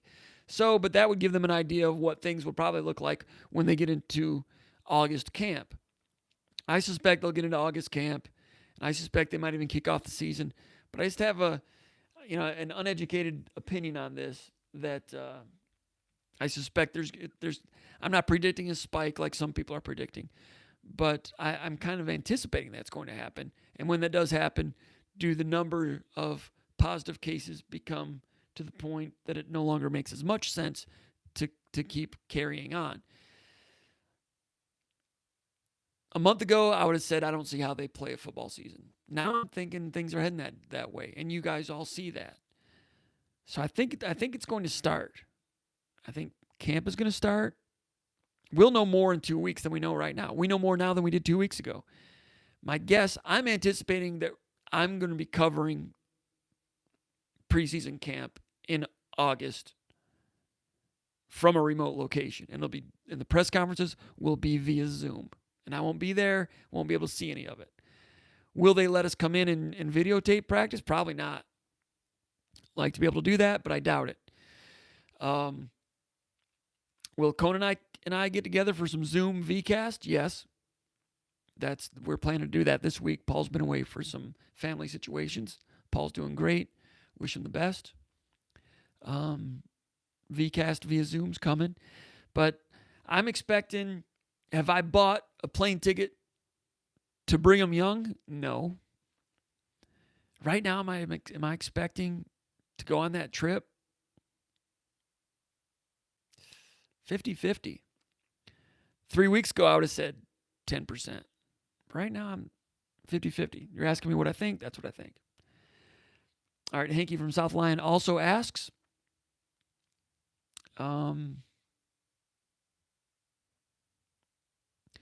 does the athletic department hope to have Spartan Stadium 30 or 40% full this fall? Again, putting the cart way ahead of the horse. I appreciate the spirit of the question, though. Answer is they have no idea. They talk about every possibility and scenario and eventuality every single day when they have meetings. And you hear about other programs, Georgia, thinking they can put 15,000 in Athens at Sanford Stadium. They've put together a plan where on the concourse, instead of having people coming both ways, it would only be one-way walking on the concourse, so you could never walk against the grain. That might help a little bit with some of the exchange of breathing and everything. 15,000 in Sanford Stadium. 15,000 fans at Spartan Stadium, that'd be 20% capacity. Possible? I don't know. But fans in the stands before a vaccine, that would be cart way ahead of the horse. They're probably putting those. I don't doubt that they've got a mock-up of plans together for something like that. But the chances of that by September 1st, right, the governor signing off on it, because right now the governor in the state of Michigan just on Thursday allowed people to meet up to groups of 10. You can't have more than 10 meet. So, group of 15,000 by September 1st, I kind of doubt it. I'm not saying it's right or wrong, I just kind of doubt it. But all scenarios are on the table, and I guarantee they're looking at models and looking through it. Let me go ahead and finish the mailbag here, then we'll get back to the chat area. Thanks to Chris and Detroit Spartan again. Hayden V8 from Grand Rapids says, Comp, it's been super quiet lately from the mods on the bunker. What's the word on the street? It has been quiet. Paul's taking care of some family stuff. Corey getting a little time to himself, much deserved. I've not mentioned Corey and Paul today. They do a great job for Spartan Magazine, SpartanMag.com. Spartan Magazine doesn't exist anymore. SpartanMag.com. Conan Dyke does a great job. Corey Robinson does a great job. Ron Armstrong does a great job. And there's Ron Armstrong right now. 6'3", 230 pounds. Is that right, Ron? Out of Jackson, Michigan, checking in. It's good to have Big Moobie here. Good to see you, Ron.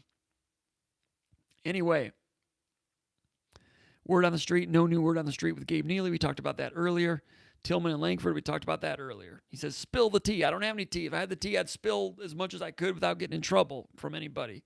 Sometimes I spill all of it and don't care if I get in trouble. But Tillman doesn't know. Langford sounds good. He wants to come back. Izzo said he's moving well. I'm trying to get more information on that. Hayden says, thank you. Enjoy your Memorial Day weekend. Cheers. I agree. Cheers to you as well. Cousin of Sparty, one of the favorites out there from the Upper West Side of New York City, formerly of Owen Hall. Graduate 1964 to 69. Wow, those are the glory years, weren't they? It says, Comp, is there a consensus on whether Mane chooses college? No consensus at this point that I've heard from a good source, from any credible sources as of yet. If so, sounds like Michigan State. I don't disagree. If not, how do you feel about Rocket Watts handling the point guard or other options? It's going to be Rocket, A.J. Hogard, Foster Lawyer. Rocket, they'll sell Rocket on it. Izzo loves Rocket so much, I think he'll be excited to teach Rocket how to run the point. Because in the NBA, he's going to have to handle the rock a lot, right? No pun intended. So, Rocket, it's best for you. It's best for us. Izzo will say, I believe you can do it. I'm the guy to teach you how to do it. Let's get to work. That's what I think. What's it going to look like? I'm not sure. We've seen Izzo developed point guards in the past in an emergency basis. I just got a text from Ron Armstrong. I kind of missed it, but I don't know if he wanted that to be off the record or not. It was nothing too juicy. It was just extra information about Langford, because Ron hears a lot of things about a lot of sports. He's a great source and a good friend. It's great to have him around. Glad he's here. Remember, in terms of developing point guards, remember Chris Hill all of a sudden had to be a point guard as a freshman because Marcus Taylor went pro before anyone knew he was going to. So all of a sudden, Chris Hill, you're the point. And it didn't go great. He shot well, didn't quite make all the reads. Hey, Ron, go ahead and resend that text to me so they can read it, because I missed it the first time. I saw part of it. It was about Langford. Anyway, so Hill was somewhat functional as a point guard, but as a freshman, actually as a sophomore in 2003, they moved him off the point and moved Alan Anderson to the point. So at that point, Izzo was manufacturing and calibrating Alan Anderson to be a makeshift emergency point guard in 2003, and did a great job. Rob South, thanks a lot. Ring the bell. It's a light. Probably cause a fire in here. I hit this bell earlier and I put a dent in it. I've got a light over here, a desk lamp. Hit the bell. I've got 3 dents in there now. Rob South, thank you. And Rob South, I think he's got perfect attendance, and he's usually the first one here. The first one here and the last one to leave. Rob South. That's dedication. Thanks a lot, man, for hitting the tip jar. Really appreciate that. We had 3 tipsters this week. Thank you. That's cool. Helps the cause. Wish I could pour you a drink. Now, so Chris Hill, manufactured as a makeshift point guard. All right, here is Langford. We'll see a specialist that skiers see. He'll get fitted for a mold, and I couldn't read the rest of it. Ethan Marlowe with 2. There we go. It's happy hour. We're ringing him up. I'd pour you a shot also. Oh, for mogul skiers. Thanks, Mooby. I'm juggling a few things here now. He's seeing. He's going to get he's seeing a specialist that deals with skiers. That's what Ron says. That's news to me. Ron's a great source. If he says it, it's true. But anyway, the point there from Ron Armstrong, Big Mooby, is that my takeaway from that is that there's new proactive measures being taken by Langford and the medical staff. I'm not sure if it's Michigan State medical staff. Probably is if Ron knows about it. Or if it's someone outside of Michigan State. At any rate, they're going in different directions to try to help Josh, which sounds good to me. Sounds positive to me. So that's good. But getting back to the point, Chris Hill, Alan Anderson, a couple guys that were used that were not pure point guards, but were manufactured that way. Chris Hill did a decent job in 2002 and half of 2003. Then they went to Anderson, and he was a point guard in 2003. Hill tried to play point guard in 2005. Halfway through the year, they went to Drew Neitzel. He became the starting point guard, went to the Final Four. So Chris Hill and Anderson were functional as point guards. Neither one was a great success story as a pure point guard, so maybe not the greatest examples.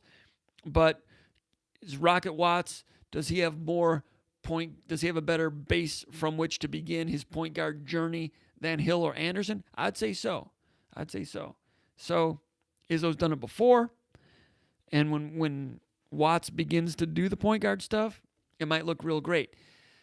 Other programs, Untitled Beer Ranking Show, $2. Thanks a lot, man. Now, the Untitled Beer Ranking Show guy, that's a guy that I actually would like to have here pouring drinks. If you haven't seen his show, check it out. He gets with his grandfather. And there was someone else that he had. I saw that they the last time I watched the Untitled Beer Ranking Show, last show or maybe 2 weeks ago, they had 3. It was Zoom style. They weren't all at the same table. And there was a third person in the ring. There was a third person, but that is great. That's a good watch. Go check out the Untitled Beer Ranking Show. Eric Rogers, didn't Charlie Bell play a good bit of point guard 2000, 2001? Yes, and I'll get to that later. I should have read that a little bit later, but I'm in the habit of checking it out up here. Bell was a backup point guard as a freshman in 98, 99, and 2000. When Cleaves went to the bench, Bell came in and ran the point.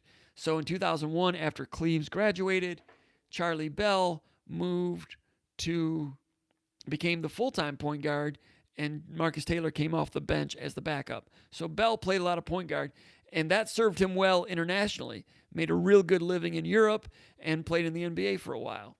And not a pure point guard, and not completely the same type of player as Rocket Watts. Rocket likes to pull up and shoot more. Charlie would like to take it to the hole a little bit more. But it's a good comparison in that Charlie was not a natural point guard, but started at point guard in 01 for a team that was top 5 all year and went to the Final Four. Again, another point guard, another player that was not a pure point guard, but Izzo turned him into one. We got Matt Calapina. Thanks, Matt. Ringing him in now. Pour you a virtual drink. Pass it down to you. Send it down to the end of the bar. Gonna need a bouncer here later. But thanks, Matt. Really appreciate it. Appreciate all you guys. And the tip jar tonight. It's good for the program. It's good for SpartanMag and all the people that work for us. Thank you. All right. So, but I hadn't thought about Charlie Bell in that category. Somebody that was not a pure point guard, but played some good functional Final Four point guard, tutored by Tom Izzo. So Izzo's done it with Anderson Hill, Charlie Bell. Rocket Watts is a guy in some ways might have a better base from which to start than those guys to head toward that. So I like the chances to head in that direction. I like Izzo's chances of turning Watts into a good point guard. Also, it would help. Big Movie. Thanks, Ron. Now, the thing with Big Movie is I'm going to have to get him back. Stephanie McDonald, 5 spot.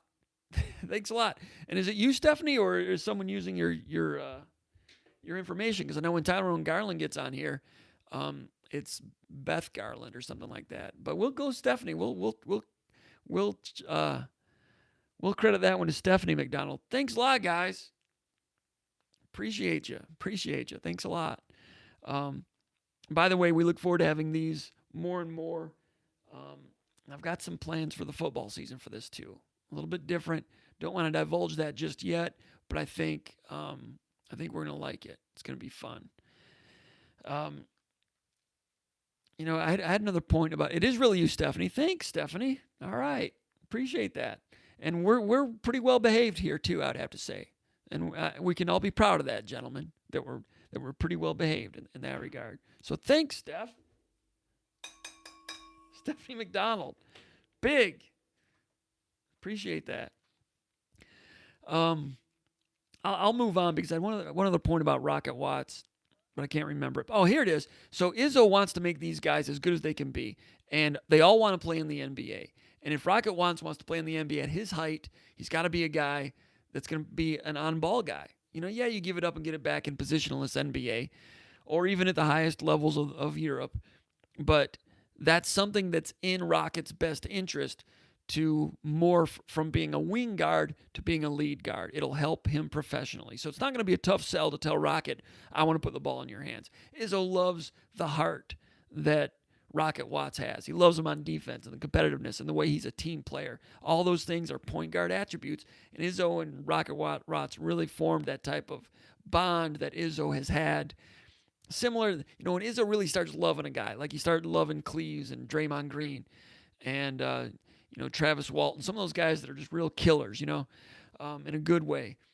Watts is that way, and Izzo loves that about him. And Izzo, frankly, didn't know that that's what he was all about, but it hasn't taken them long. Izzo loves that because they're similar. Izzo has a lot in common with those type of guys. So now he's that way with Watts. He's going to bring him along. I'm sure that Izzo hates that he doesn't have Watts on campus this summer to start working on those things, hands-on, even going over some film and stuff. You can only do so much of that in the summer, but there are opportunities to do that. They'll miss out on some of that. So that'll help Watts as he builds toward a pro career. So it'll help hasten that metamorphosis. In the NBA, it's positionless basketball at a lot of places, and that's the big buzzword. And there's a lot of that in college game a little bit too. Michigan State, they talk about it, but it's not really positionless. They've got their point, they got their 1, the 2, the 3, and the 4. The 1 brings it up, the 2 goes to the right wing, the 3 goes to the left wing. After made basket, the 4 inbounds it, and the 5 runs to the rim. Every time, that's where you're going to be for the early offense. Now, you can invert things here and there, and sometimes they'll post up a guard and those type of things. But for the most part, the point is the point. It's not like all of a sudden the 1 can become the 4. It's not that positionless the way NBA is. So in the NBA, it's hard to be as short as Rocket Watts is unless you really have some jets and some shooting ability, and he could get to that level. Anyway, let's move on. Potomac Spartan says, hey, Comp, what are your thoughts on the hire of Jason Novak as strength coach? We've gone 90 minutes already. I'm wondering, now, if this were not a holiday weekend, I might cut it off right now and come back tomorrow or Sunday. Cut it off at 90 minutes. But since it's a holiday weekend, I don't know if we'll have people back on Sunday. So I'm a little conflicted on that. I don't know. You guys can tell me.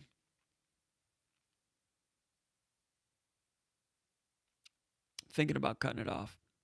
Not that I don't enjoy doing this. I'm going to keep going. Because you got a lot of you people say, man, we like SpartanMag Live, but it's too long. It's too long. We'd rather go, 45 minutes, 3 days a week, something like that. I get talking and these start going long. I apologize. But keep it rolling, Desert Spartan says. If I get a couple more votes like that, maybe I will. Potomac Spartan says, hey, Comp, what are your thoughts about the hire of Jason Novak as strength and conditioning coach? Chris wants to keep it coming too, and he tipped, so I'm going to listen to him. Thank you. Jason Novak has said all the right things, but I wonder what his experience at Central Michigan may reveal about him. I understand that CMU had a high number of injuries, and it's also a little odd that he moved from the college level to the prep school area. What are these concerns unfounded? I wouldn't see that as a concern. I suspect there's a very good chance that when he went to IMG, he got a pay raise over Central Michigan. Injuries at Central Michigan, I don't know how much of that is on the strength coach ever. Thanks for Ethan. Write it out. Nothing else to do. I'll do that. You tipped also, so I'll listen to you on that. So if you tip, it's your decision. Cool. Appreciate it. And Steven Novak, keep it rolling, Comp. All right, I'll do that. And Detroit Spartan says he definitely got a pay raise at IMG. Detroit Spartan would know also. So just because he left CMU to go to prep school, not a step down, Potomac Spartan.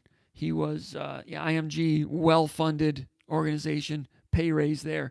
Doing his own thing, running the whole show at Central was great for him at the college level to learn more about running the whole show because he'd spent, 10 years being an assistant strength coach, Tennessee Titans, and working under some of the best in the NFL there, seeing how that goes, and formulating what he would do if he was running his own ship. Went to Central, ran his own ship.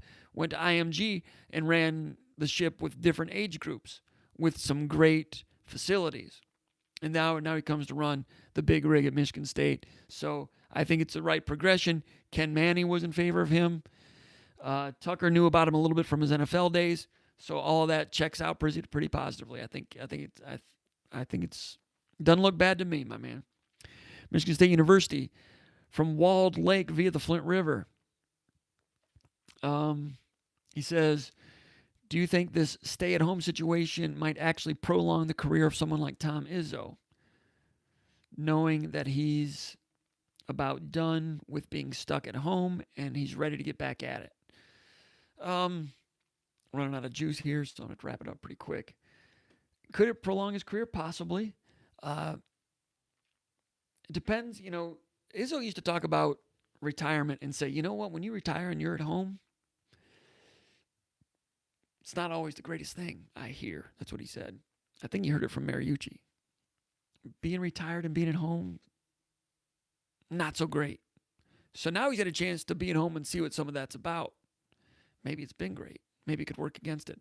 I don't know. I think he's been recharged in the last couple of years. I think he desperately wants a second national championship, maybe a third. Dean Smith got his national championships late in his career. Jim Calhoun racked some up late in his career. So I think Izzo's been close. He should have had at least one more. I mean, he had bad luck pull the tablecloth out on him a couple of times, including this year. One of those times should have been his. He's still driven to get in that 2 national championship club. And recruiting He's recruiting with some power. There are a lot of shenanigans out there. He's working through it. Got a guy like, Jaren Jackson. There are some guys out there that you can get the way Izzo wants to do it. So could it prolong his career? This little bit of rest here? I don't know. I think he just keeps sailing the way he was. And he doesn't know when he's going to retire. And he doesn't want to retire right now. And he feels good. So I think no news is good news on that front. Taylor in Baltimore, Maryland says, "Hey, Comp, thanks for the excellent coverage of MSU sports." Thanks to you, Taylor.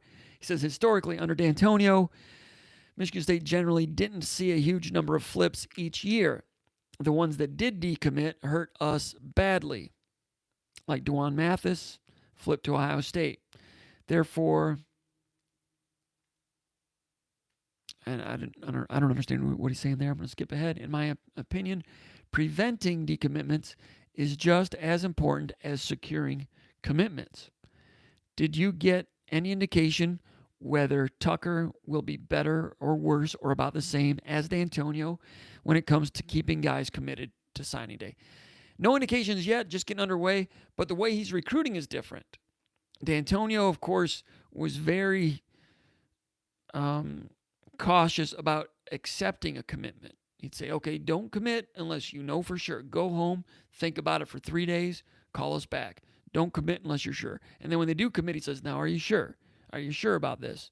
I actually heard him take a commitment at Big Ten Media Days in Chicago one time. He was doing it like in the middle of interviews. He stepped away and did it. I think it might have been Delton Williams committed at that time. Anyway, D'Antonio was cautious about it. And then when he did commit, he would say, now, maybe not at that moment, but soon thereafter would say, now, we're committed to you. We're not going to look for any more players at your position. We expect you to be committed to us. We don't expect you to take any other visits elsewhere. And occasionally, if they did visit elsewhere, Michigan State would pull out and wouldn't recruit the guy anymore. Sometimes they would allow them to visit somewhere and kiss and make up and take him. It didn't happen very often, but it happened. When you're recruiting that slowly and cautiously, I think, and also D'Antonio recruited close to home more, especially in Ohio, closer in the 5-hour radius. When you recruit like that, I think there's less of a likelihood to get a decommitment, just a theory. So Mel Tucker's recruiting further away from home, getting early commitments further away from home. I think that opens the door to more chances for decommitments. Doesn't mean the recruiting classes will be worse. I think they might recruit higher ranked or better players at the outset to begin with. Higher ranked players, I think you will see more 4-stars, maybe not this year, but in the years ahead than we're accustomed to seeing. Just because you get more 4-stars doesn't mean that you'll get more NFL players. Maybe it will. But I expect more early commitments, more aggressive recruiting further from home, more 4-stars further from home. We've seen one in Florida already. They were in on the one from California that went elsewhere. In the future, I think they're going to get more of those guys. But I think there will be more susceptibility to flipping as well. Just a different way of doing it. I think the results will be different. Will the teams be better? Just a different way of doing it. Might end up with the same type of teams. Better, some worse. Hard to say, but that's the way they're doing it. It's aggressiveness. And it's intriguing to watch, and I think it's good for the program right now. I think it could work. I think it could work big time. We'll see. Along the same lines, 14A, question number 15, we'll call it, from Newport Beach, California. In light of the Gabe Neely saga, it's a saga now, do you believe that we will see more decommitments under Coach Tucker than D'Antonio? So same question. He says, I was worried about this with Tucker's quick acceptance of commitments, maybe even pressing a bit for commitments, versus D'Antonio's go home and think about it, measured approach. So those two questions along the same line, I just answered that one. I had one other point about that. Can't remember, but anyway, yeah, you will see some more of that. I think more decommitments. It's going to be part of it, but you're also going to see some exciting commitment flurries too. Taylor from Baltimore says, posting from beautiful Asheville, North Carolina. So is Taylor from Baltimore or North Carolina? I might have mixed them up here. Anyway, he says, Comp, in the years you have covered Michigan State sports? Do you have some favorite football or basketball players you have seen that have caught your fancy? I don't know what caught my fancy means. Thanks for your excellent coverage, and I highly recommend to those who haven't signed up for your service to do so. Thank you, Taylor from Asheville, North Carolina. And Asheville, North Carolina is beautiful. Congratulations to you for living there. North Carolina might be the prettiest state east of the Mississippi. You got mountains, you got the ocean, good climate, trout streams. That's pretty good. That's the Grand Slam. Good climate. I mean, it's not tropical Florida. I'm not sure I'd want tropical climate. I'm not sure I'd want desert climate. When I'm older, maybe I would. I like winter. So I love Michigan's climate, believe it or not. I love it. Maybe a little too much cloudiness. But North Carolina, I love Michigan because we can go out and skate and play hockey on a pond in the winter. That, to me, that's among the funnest things I can do. I love it. Can't do that in North Carolina, but there's a lot of things you can do in North Carolina. Michigan they're in the top 5 east of the Mississippi, the state of Michigan, with the beauty. Might be number 2. Don't have mountains. Got everything else, no mountains. No ocean, but we kind of have an ocean. Anyway, any favorite football or basketball players that have caught my fancy? I think I know what you mean by caught my fancy. Guys that I've been like, man, that's a cool dude. Steve Smith. Steve Smith stands alone in that category. Tremendous person. Top to bottom, A to Z, day 1 to 100, all day long. Steve Smith. Sean Respert. Enjoyed him a lot. And, I got a kick out of Bob Denton when he played here. Ron Armstrong I'd put in that category. Jim Szymanski's a guy that I knew when I was in college, still a friend of mine today. Like that guy. All right, that's about it. That's all the questions. Let's go over to the chat area and clean this thing out. Untitled Beer Ranking Show is drinking a mule. Good for you. Thanks for the tip. Chris Trainham. It was an in-home before signing day, I think, for Hayes. It would be an in-home visit, an official visit, because the head coach was there. Vicky Pendle with another one. Thanks, Vicky. Getting tips. From the ladies tonight, looks like. Appreciate that. Or it's a saved account. I get you. Appreciate that. Really appreciate that. Appreciate the support. SpartanMag.com. Really appreciate it. Thanks, Vicky. Appreciate it a lot. Chris Trainham says, it wasn't at home. Thanks. Mr. Bone Man says, I never settle. Because now we're talking about what we talked about an hour ago as to whether D'Antonio should have settled or not. He's saying no.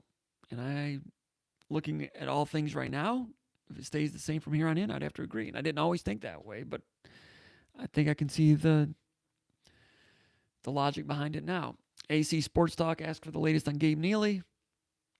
And by the way, if you tip, you can ask a question with your tip. That way I can go straight to that question. If you do, we can call it a tip, or it's called Super Chat. That's why YouTube created it, so I can go straight to that question. Because I'm going to try to sift through these quickly. Mr. Bowman, it's sad for all the flooding. Unreal, I agree. Carter 917. When do you think the next commitment will be, and who would be your prediction? I think Grigsby's the next one, within 3 weeks.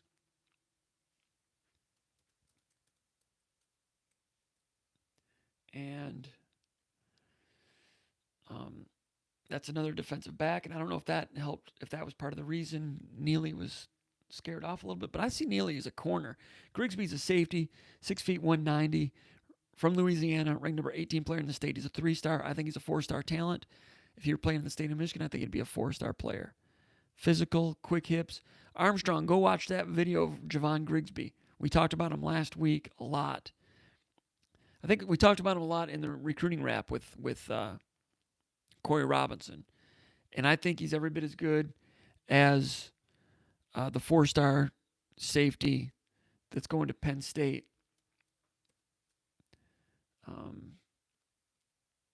From Detroit. Dead air. After a guy commits, I tend to forget their name. I'll have it here in a second. Is it King? Probably wasn't worth it for me to spend this time Jalen Reed. Yeah, thanks, Ron. Jalen Reed is the one. Jalen Reed looks like Jalen Reed's the number 9 player in the state of Michigan from Detroit King, 6 feet 190, and plays like a linebacker in high school. Physical against the run, going to Penn State. Michigan State wanted him. Solid player, but Grigsby is more of a pure safety. You watch Grigsby's film, and he'll play too deep, and he's back there playing safety, turning his hips and going. And he's physical against the run, too. Leverages it well, smartly, physical against it. He does more safety things in terms of being able to get out and run. With Reed, plays like a linebacker. I think he could maybe be a slot linebacker, but can he be a single safety deep and turn and run with somebody, or 2 safeties deep and get into a slot and run with somebody on a post? If he can, I've not seen it on film. I'm not saying that he can't, but the Reed kid who's going to Penn State's got some big legs. He plays like a linebacker. Maybe he's a slot linebacker. Maybe that's what he is. But he's not the same player as Grigsby. They're different, apples and oranges. Both good. Michigan State would love to have both of them. But Grigsby, I think, is a guy that can turn and go a little better. I like him.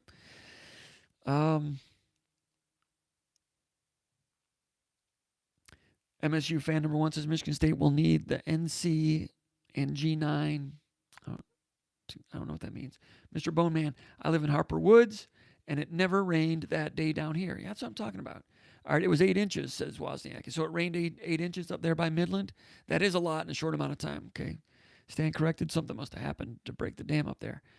Makes sense. Not that I'm a civil engineer or anything by any means. Deep end. If you could exclusively interview a person for 60 minutes, past or present athlete, who would it be and why? Michigan State athlete? It'd be Magic. I've been involved with press conferences with him before, but never one-on-one. I'd like to go back and interview like an old timer. I'd like to interview Gideon Smith. Go back to 1918. He was from Lansing, but just his whole experience on campus. I would also like to ask Gideon Smith, would you have liked to have gotten the ball? I'd have liked to have asked that to, Michigan State was great that they had Gideon Smith back then, but it wasn't a situation where people weren't quite ready to let him have the ball. When Marion Motley got the ball, was in the 50s, he was a wrecking crew, I'm drawing a blank. Who's the first guy that had his number retired at Michigan State? Offensive lineman from Flint. And he was like a smallish offensive lineman. I always forget his name. Doug Warren interviewed him once for Spartan Magazine, and we lost the interview, and I never got a chance to interview him. One of the things I would have liked to ask him is, would you have liked to have gotten the ball? Could you have been when you arrived at Michigan State, could you have been a skill position player rather than a blocker? Gideon Smith, interesting. And when he went and played, Vicky Pendle, going big. Thanks for answering the question. Appreciate you. So, that's good. Appreciate that. So anyway, man, that's a 10. We appreciate that, man. Thank you. Awesome. Tip.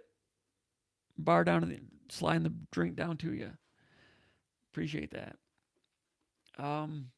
Gideon Smith, coming from Lansing, and he left Michigan State after he graduated and played for the Canton Bulldogs. Pro football was fledgling at that time. It was not a big enterprise or undertaking. College football was much bigger than the pro ranks, but the Canton Bulldogs were the best team at that time, barnstorming team. Jim Thorpe played for the Canton Bulldogs, I think. But you go back and you look at the team pictures, they had Gideon Smith. He was the only African-American on that team. And you know how things were at a lot of places. That's like 1918, 1919. I'm sure there were more that could have played and were deserving to play. But, back then, maybe they felt they could only have one. You know how it was back then. You've read about it. We've made some progress, not enough. But my point is, if the Canton Bulldogs could only have one and they chose Gideon Smith, how damn good do you think that guy was? I went back and I was at Michigan State's library years ago and looked up. Was that where I found it? The microfiche. I looked up the accounts from the Detroit News, or maybe I saw it somewhere else, when Michigan State, Michigan Agricultural College, defeated the University of Michigan was like 1917. Was that 1914? I think it was 1914. Michigan State went undefeated. They beat Michigan. Michigan was undefeated the year before. They beat Wisconsin. Wisconsin was undefeated the year before. Wisconsin won the Midwest League that year, Midwestern Conference, before it was called the Big Ten. Michigan State was not in the Big Ten, but they beat the two best teams in the Big Ten. Wisconsin was the best team in the Big Ten. Michigan might have been out of the Big Ten at that time, the so-called Big Ten. They left the Big Ten for a little while because they didn't like they were being told what to do scheduling-wise or something. So Michigan left the Big Ten for a while.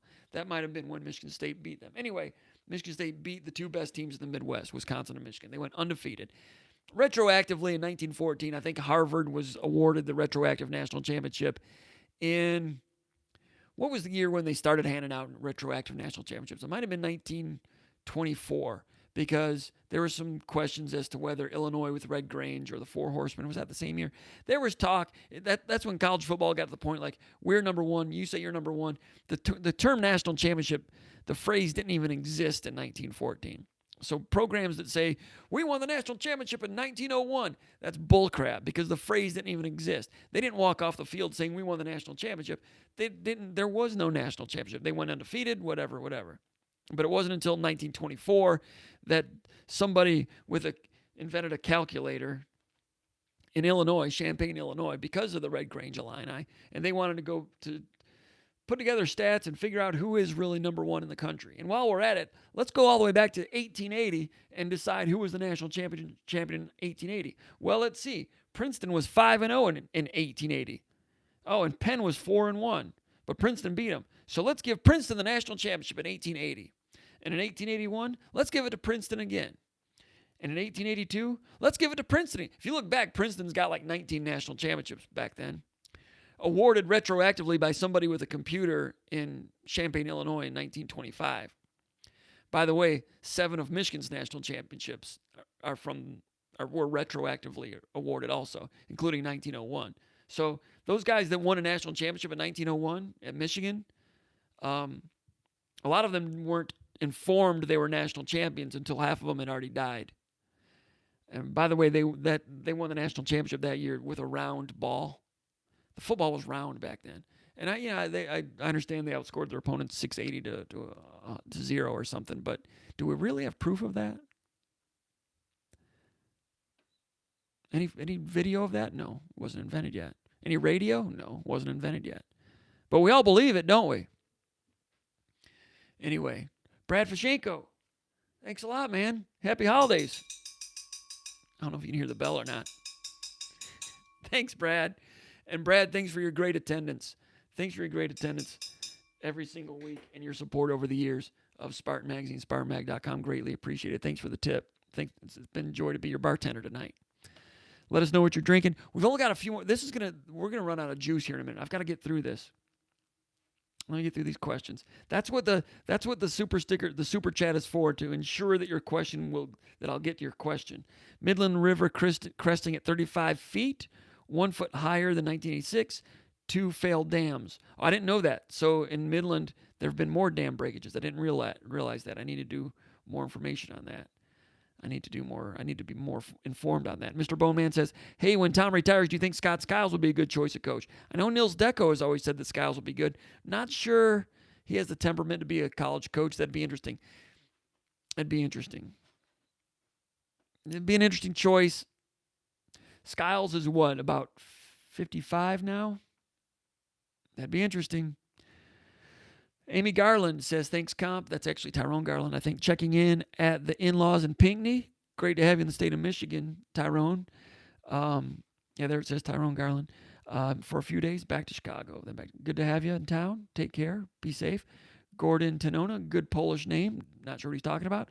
Chris Trainham says, who's the most physically impressive athlete that you've seen suit up for Michigan State? Kellen Freeman Davis is up there.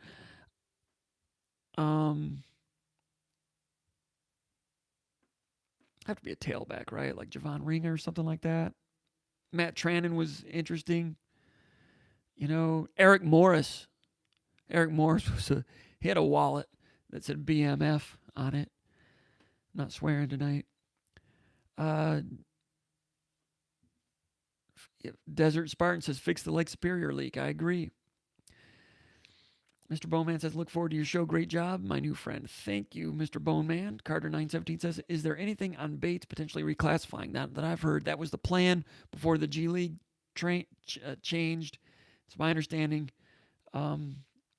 G League hurts Michigan State's chances on that one, and it's not really been explained to me why. I understand $500,000 to those players that are coming out now, but it doesn't seem like it would pertain to him necessarily. I got to wrap this up because I'm going to lose all my juice here. Got a few more. Thank you to Brad Fashenko again.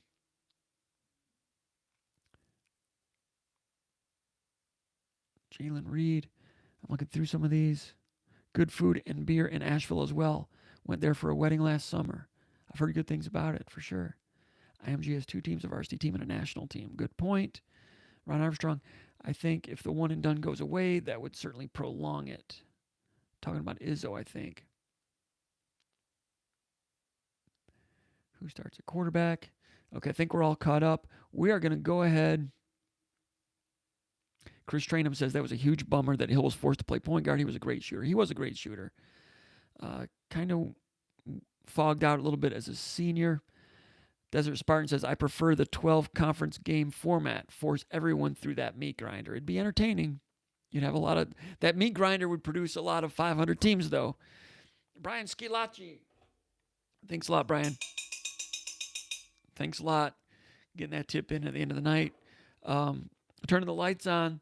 It's bar time. You don't have to go home, but you can't stay here.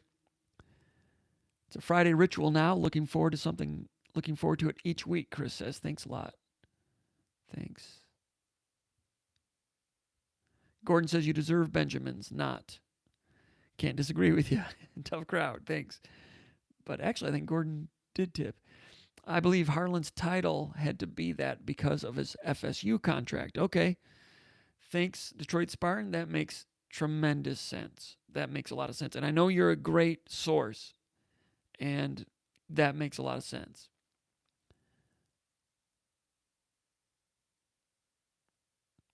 I think that's about it. The cursor jumped around on me a little bit, so I'm afraid that I missed a couple. But I think I've got it all cleaned out by now. I appreciate all the questions. I'm triple checking now. All right. I think that'll do it. If Bob Knight can do it, Scott can do it too. Talking about Scott Skiles. That'd be interesting. I don't know. That'll be a big question someday. I don't know the answer right now. But man, hey, I appreciate everybody for coming and supporting SpartanMag Live again. I'm glad that a lot of you are saying that this is a part of your week. You look forward to it on Friday nights. I certainly do. I couldn't do it without you because I'd just be talking to nobody if not. But this is fun, and I'm glad that we've got an audience of people that are liking it and supporting it and the work that we do. Thanks to Conan Dyke and Corey Robinson, the work that you guys do. Ron Armstrong, I'll be talking to you soon about doing a Skull Session podcast. Looking forward to that. And we'll be back soon. I want to get these to be more than just once a week. Don Coleman was the tackle from Flint. Thanks a lot, Brian. Don Coleman. I always forget his name. First player to get his number retired. Blocker. Didn't have a lot of size for an offensive lineman. And he was a punishing, dominant player. Oh, I didn't finish my story about Gideon Smith. I found an account in the Detroit News about when Michigan State beat Michigan. I think it was 1918. And they talked about, and they mentioned in the article that Gideon Smith was the dominant player on the field. Game stories back then, they didn't have all the stats. They just said, so-and-so, Blake Miller put the ball across the goal line to give the Aggies a 6-0 lead. Didn't really say it was a 15-yard run or anything. I don't know if the yard lines were on the field in those days. But for them to mention a blocker being the dominant player on the field in the Michigan State game, how good do you think that dude was? Probably pretty darn good. And if I interviewed him, he probably wouldn't tell me he was good. I'd almost want to interview some of his teammates. This pertains to the question earlier about who would I like to interview for an hour. And I'd like to interview those guys for more than an hour. Anyway, but he was a big part, that whole team was a big part of establishing the tradition of Michigan State football, a tradition that we continue to appreciate and celebrate here in 2020, hoping to have a season in 2020. That was 100 years ago, still working at it. Appreciate you guys for being part of the tradition, and we'll see you next week. Have a great Memorial Day weekend. We'll see you next time. Thanks for checking in. It's SpartanMag Live.